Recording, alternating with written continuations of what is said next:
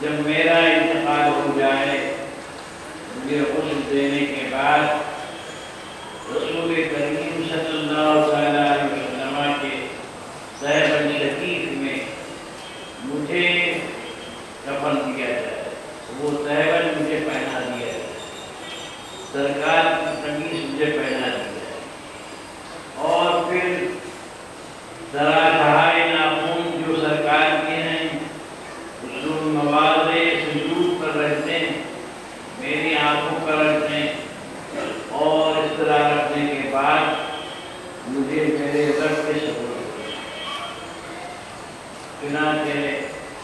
حضرت امیر معاویہ رضی اللہ تعالیٰ عنہ کی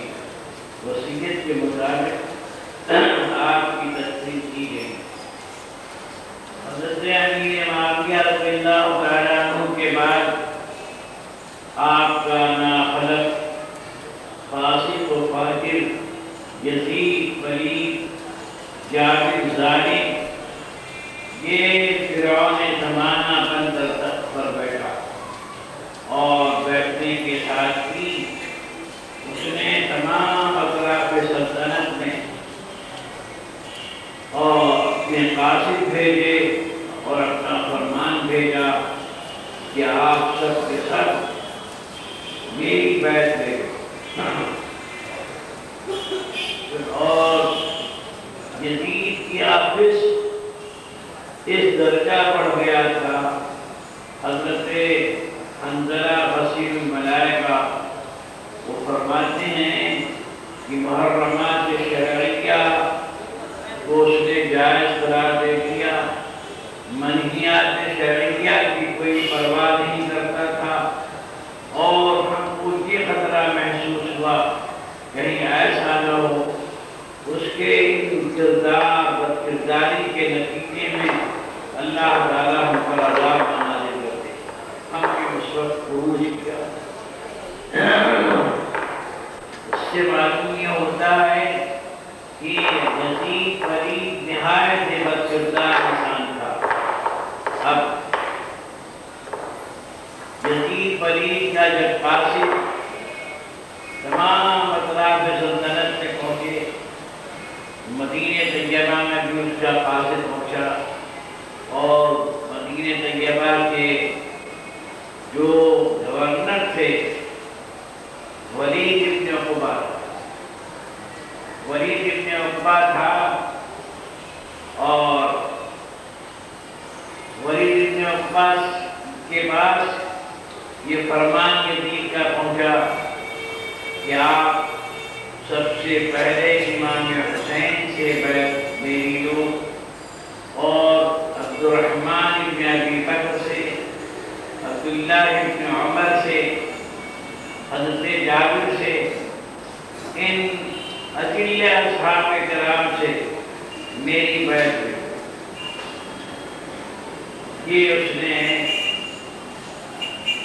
فرمان لکھ کر بھیجا۔ ولید ابن عقبہ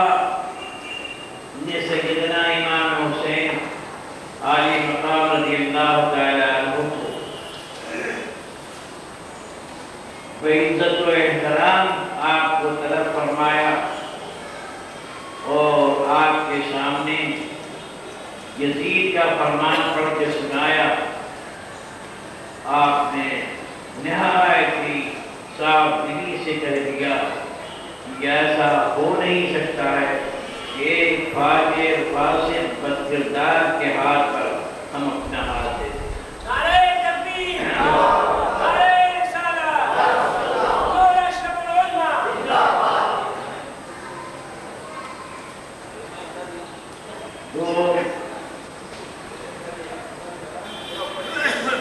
اور تو اس نے ولید ابن عقبہ نے یہ کہا کہ ٹھیک ہے،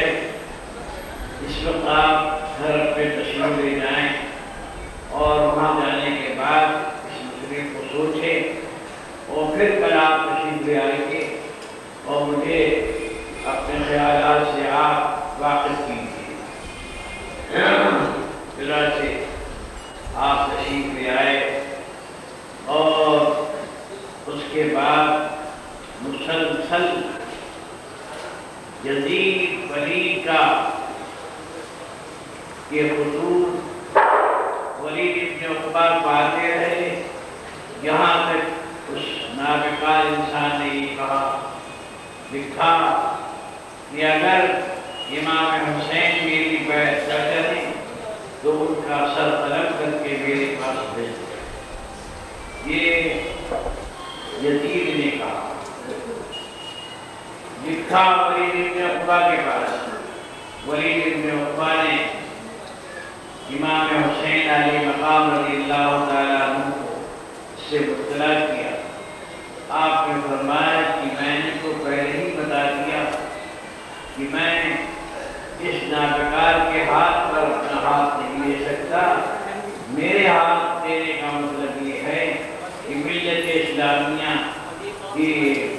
رسوائی اور ذلت اور میرے نانا جان کے دین پاک کی یہ حرمت ہی ہوگی کہ ایسے فاسد فاتح مجھے حکومت کی طرف نہیں ہے۔ اگر یہ آدمی صحیح طور پر ہوتا تو بیعت کرنے میں کوئی حرج نہیں تھا، لیکن یہ ظالم ہے، فاسد ہے، فاجر ہے، منہیات شرعیہ وہ یہ اس نے جائز قرار دے دیا ہے، لہذا اس کے ہاتھ میں بیعت قطعی نہیں کیا جاتا۔ اب جب اس کی مسلسل تقاضے آئے تو آپ نے اگلے اصحاب کرام جو وہاں اس وقت موجود تھے مدینہ منورہ میں، جن سے آپ نے مشورہ طلب فرمایا، تو صحابہ کرام رضوان اللہ تعالی علیہم اجمعین نے فرمایا کہ حضور آپ یہاں سے سفر کر جائیں، مکہ شریف چلے جائیں۔ چنانچہ ایسا ہوا، اس مشورے پر عمل شروع ہوا اور اونٹ پہ کجاوے کسے جانے لگے۔ حضرت عبداللہ بن زبیر اور سرکار امام حسین علیہ مقام رضی اللہ تعالیٰ عنہ کے دونوں حضرات مدینہ الرسول سے روانہ ہونے والے ہیں۔ اب آپ سوچئے مدینہ الرسول سے روانہ ہونا ہر مسلمان کے لیے انتہائی صدمے کی بات ہے، اور لیکن وہ نماز رسول ایسے حالات پیدا کر دیے گئے کہ آپ وہاں سے رخصت ہوتے ہیں۔ بارگاہ رسالت صلی اللہ علیہ وسلم نے سلام پیش فرمایا، سلام پیش فرمانے کے بعد آپ روانہ ہو جاتے ہیں،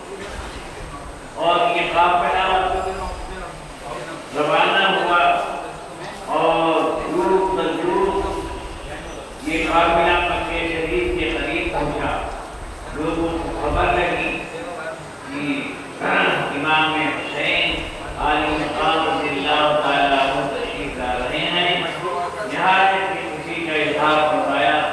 اور شاندار استقبال فرمایا۔ آپ شعبان کی کسی تاریخ میں تشریف لائے، شعبان، رمضان، شوال، ان مہینوں میں آپ نے بہت سکون کے ساتھ وہاں گزارا۔ وہاں کا جو گورنر تھا سعید ابن عاص، جو وہاں گورنر تھا، اس نے آپ سے کوئی تعارض تو نہیں کیا، لیکن ان تمام حالات سے اس نے یزید فرید کو اس نے مطلع کر دیا۔ جس ملک سے وہ خاک ہو گیا یزید اور تصویریں سوچنے لگا۔ ادھر جب امام حسین علی مقام رضی اللہ تعالیٰ عنہ مکہ شریف میں تشریف لے آئے تو ایسا ہوا کہ امیر معاویہ رضی اللہ تعالیٰ عنہ کے زمانے میں ہی کوفے کے لوگوں نے امیر معاویہ کے دست حق فرض پر بیعت نہیں کی، صرف شامیوں نے آپ کے ہاتھ